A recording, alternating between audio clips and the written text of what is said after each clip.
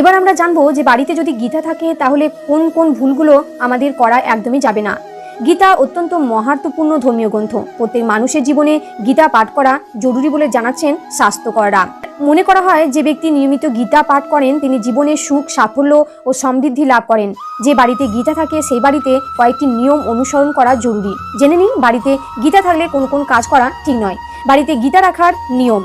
বাড়িতে গীতা রাখলে কয়েকটি বিষয় মাথায় রাখা উচিত। মনে রাখবেন গীতা হলো পবিত্র ধর্মগ্রন্থ, তাই এই বইকে পরিষ্কার ও শুদ্ধ স্থানে রাখুন। স্নান না করে গীতা স্পর্শ করবেন না।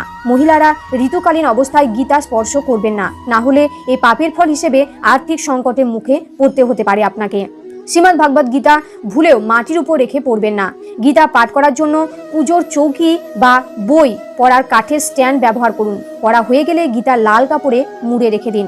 নিজের আসনে বসে গীতা পাঠ করুন, অন্য কারোর আসনে বসে গীতা পাঠ